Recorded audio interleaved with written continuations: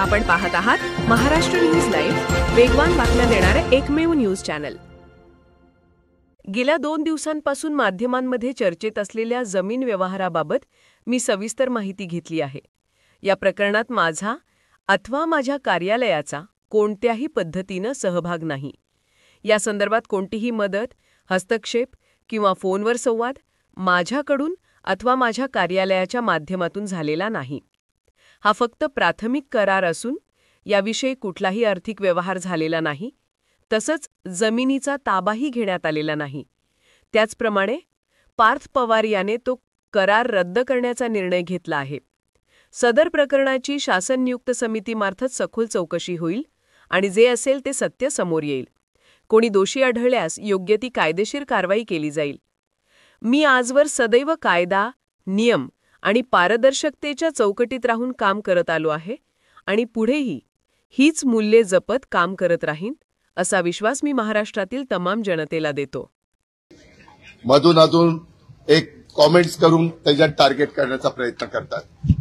या व्यवहारामध्ये देखील मला अजिबात काही माहिती नव्हतं। माहिती असतं तर मी लगेच सांगितलं असतं, हो मला विचारून ते व्यवहार झालेला आहे। आणि मी कुणालाही माझ्या जवळच्या घरातल्या नातेवाईकांनी, माझ्या मुलांनी, माझ्या जे कोणी जवळचे सहकारी असतील यांनी कुणी जरी व्यवहार केला किंवा काही गोष्ट केली तर त्यांना मी सांगत असतो की संपूर्ण गोष्ट कायद्याच्या नियमाला धरूनच त्या ठिकाणी केली पाहिजे। आता या व्यवहारामध्ये मी जी माहिती घेतली त्याच्यामध्ये चर्चा मोठ्या प्रमाणावर सुरू झाल्यावर आपल्या राज्याचे मुख्यमंत्री नागपूरला होते, त्यावेळेस मी त्यांच्याशी फोनवर संपर्क साधला आणि मी त्यांना सांगितलं, जरी माझ्या घरातल्या जवळच्यांशी संबंधित असणारा हा विषय असला तरी तुम्ही राज्याचे प्रमुख आहात, तुम्हाला जे काही नियमाप्रमाणे करावं लागेल त्याची चौकशी करावी लागेल। काय तुमच्या मनामध्ये समिती नेमायची असेल, जे काही करायचं असेल, कारण आपण एवढ्या मोठ्या राज्याचं नेतृत्व करतात ते करा।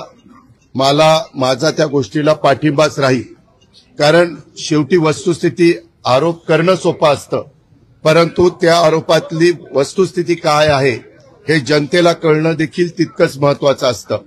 याबद्दलची माहिती घेतल्यानंतर तुमच्या लक्षात येईल की ह्या व्यवहारामध्ये 1 रुपया पण दिला गेला नाही, तरी मोठे मोठे आकडे सांगितले, मोठ्या मोठ्या गोष्टी सांगितल्या गेल्या आणि विरोधकांनी पण आम्हाला वेगवेगळ्या पद्धतीनं टार्गेट करण्याचा प्रयत्न केला। साहजिकच विरोधक त्याचा बदनाम म्हणजे आम्हाला टार्गेट करण्याचा प्रयत्न करणार, तो त्यांचा अधिकार आहे, त्या खोलात मला जायचं नाही।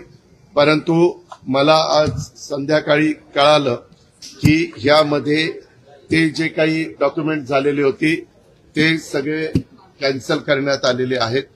जो काही व्यवहार झालेला होता तो कॅन्सल करण्यात आलेला आहे।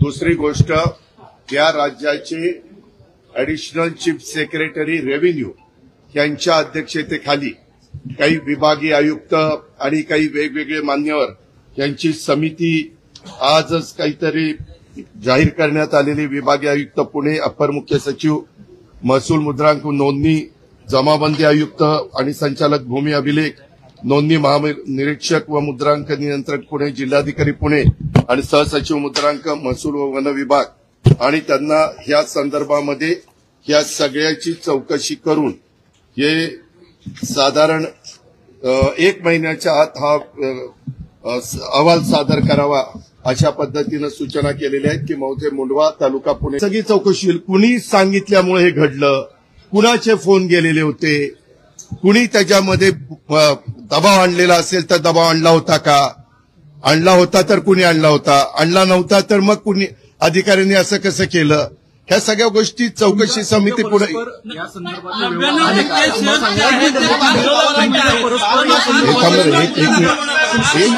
तुमच्या परस्पर या संदर्भातले व्यवहार पार्थ यांनी केले का असं तुम्हाला सांगायचंय का?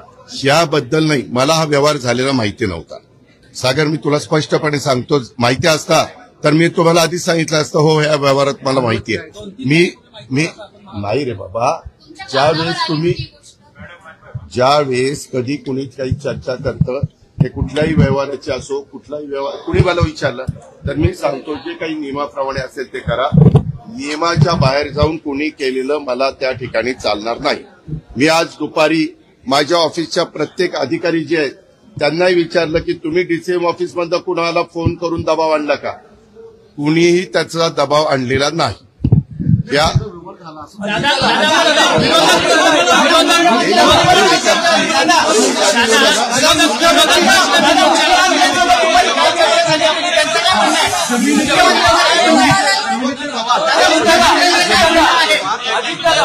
मी उत्तर द्यायला तयार आहे. जमिनीचे व्यवहार रद्द झाले असं तुमचं सांगणं म्हणजे नेमकं काय? नाही. ते जे काही रजिस्ट्रेशन होतं ते कॅन्सल करण्यात आलेलं आहे.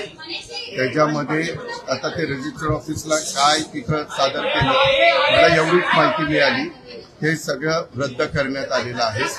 आता त्याच्याबद्दलचं काय कागदपत्र दिली, कारण मी त्यांना तर इथं येऊन आतापर्यंत आम्ही सगळेजण तो आढावा घेत होतो, परंतु मला एवढी न्यूज कळालेली आहे की तिथं नोंदणी कार्यालयामध्ये जाऊन हे सगळं झालेले डॉक्युमेंट्स रद्द करण्याच्या संदर्भामध्ये ऍफिडेव्हिट टाकायची.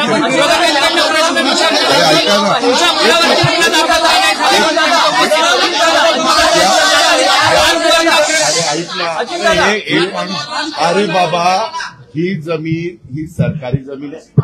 सरकारी जमिनीचा व्यवहारच होऊ शकत नाही. ही पूर्वीची महारवतनाची जमीन आहे. या अशा अनेक गोष्टी पुढे आलेल्या आहेत.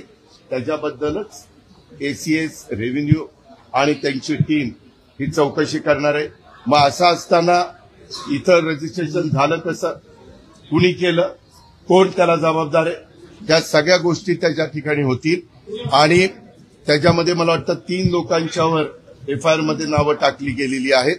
त्यांची पण चौकशी केली जाईल. काही जणांनी विचारलं की बाबा त्या कंपनीमध्ये पार्थ पवार असताना त्यांना कसं काय त्यांचं नाव टाकलं गेलं नाही. तर मला माहिती अशी मिळाली की रेव्हेन्यू मिनिस्टर चंद्रशेखर बावनकुळे साहेबांनी सांगितलं की जे ऑफिसला आलेले होते त्या ऑफिसला येऊन ज्यांनी सह्या केल्या त्यांच्यावर एफआयआर दाखल केलेला आहे.